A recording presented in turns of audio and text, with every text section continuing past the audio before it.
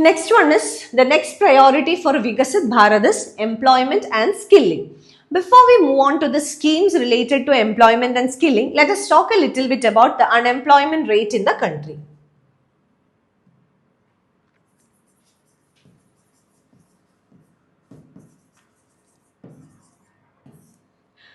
Now, according to PLFS, that is Periodic Labour Force Survey, the unemployment rate of the country in the last quarter is somewhere around 6.7%. Now, let us keep this figure in mind, but two important figures that's very important is youth unemployment rates and educated youth unemployment rates.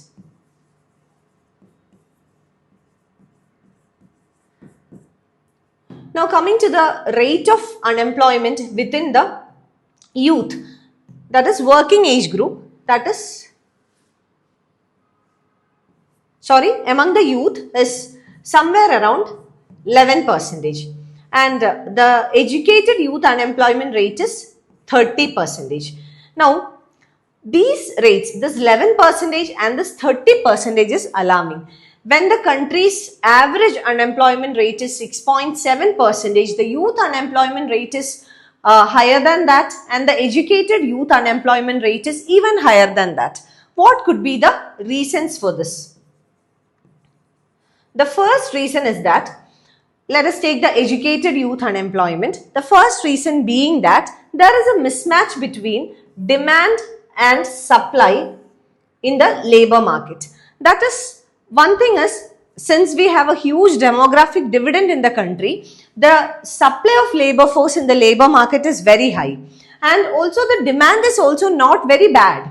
So there is no problem with the demand and supply, but what really the problem is that the demand for certain skill sets by the labor market is not met by the supply from the labor market. So there is actually a mismatch of skill sets between the demand and supply in the labor market, which can be due to lack of skill development, which can be due to the education curriculum, which can be due to lack of upgradation, lack of training, etc. But anyways, there is a mismatch between the demand and supply of skill sets. Now, the second reason is voluntary unemployment.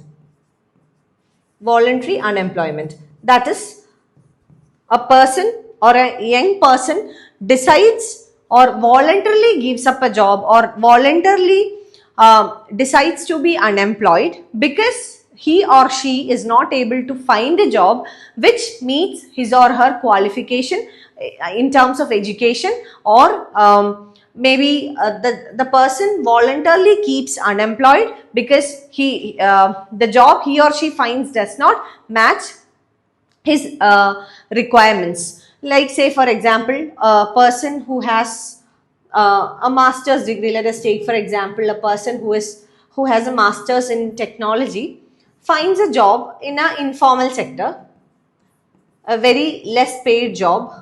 In terms of payment, the job is not satisfying, and also in terms of the educational qualification he or she has, it's not a satisfying job. So he or she decides not to go for that job. So this is voluntary unemployment. And the first one, mismatch of skill sets, this is structural unemployment.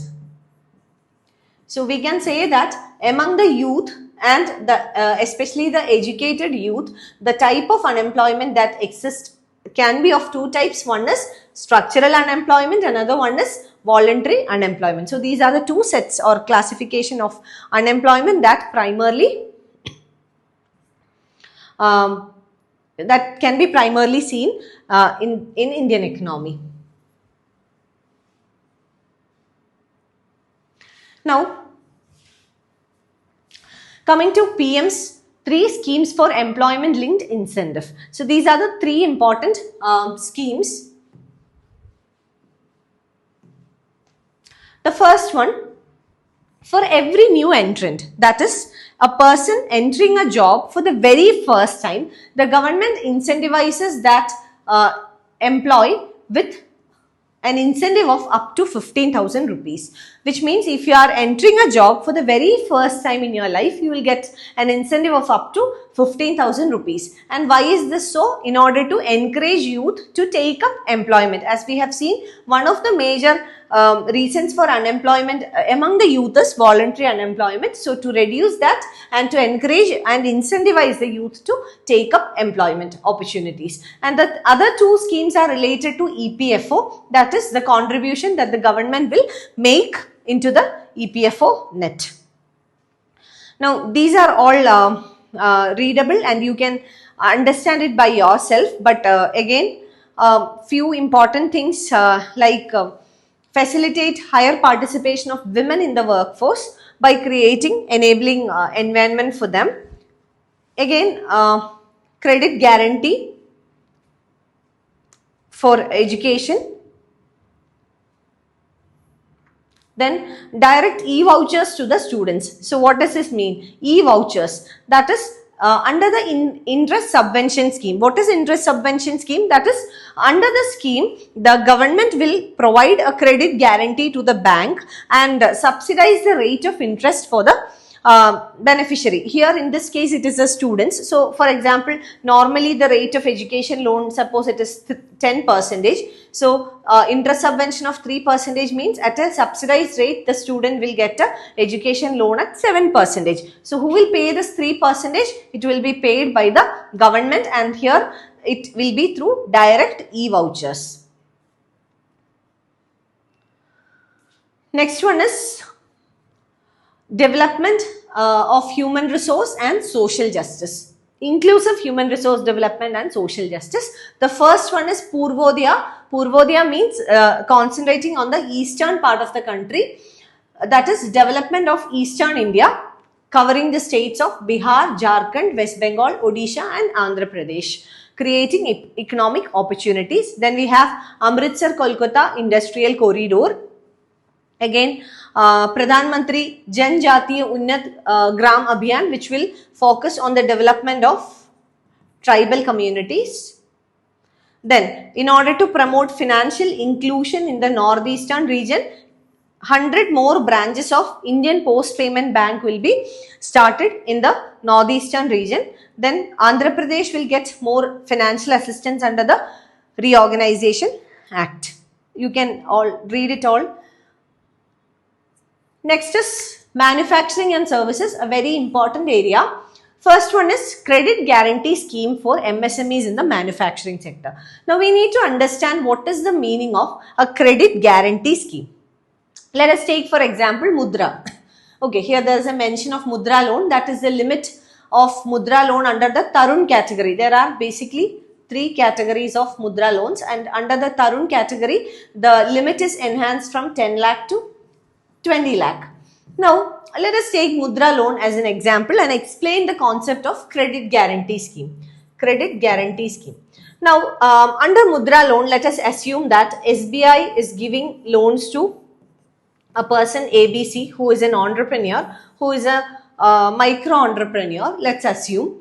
So, it is not actually the SBI that is giving this loan, or maybe to put it simply, we can say that the government provides a guarantee to SBI saying that if this person ABC makes a default of loans, the government will act as guarantee and government will repay it to the bank. This is the guarantee given by the government to the SBI, and based on this guarantee, it is the SBI which will disperse the loans to the person ABC. So that's why we call Mudra loan as a refinancing scheme. That is maybe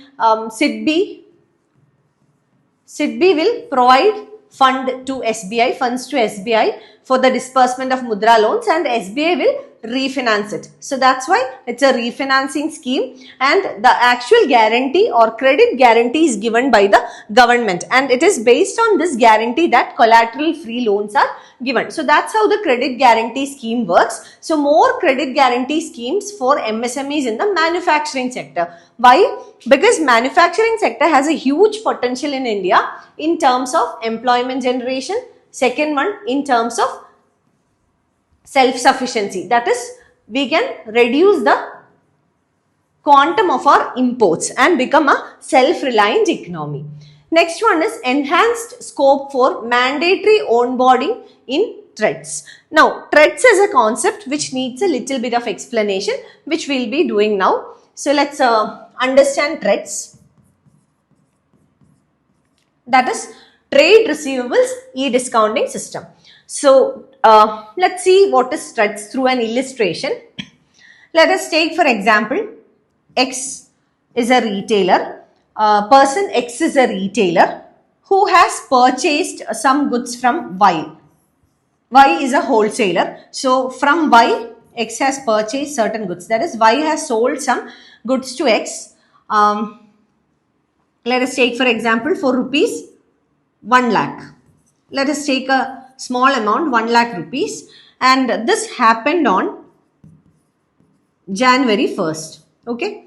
Now, Y has sold this goods to X, and Y has purchased this goods from Z. Assume that Y has purchased these goods from Z and sold it to X. Now, as we said, X is a retailer, right? So, what will X do? X will sell it to various customers.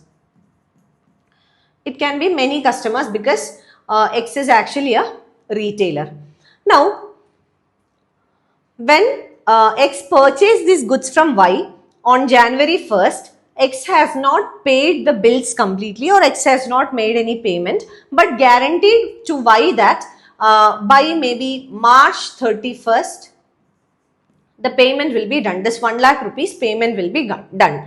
And based on this promise, Y promises Z that March 31st, X will pay to Y. So by April 15th, I'll make the payment to you. That is, Y guarantees to make the payments to Z by April 15th.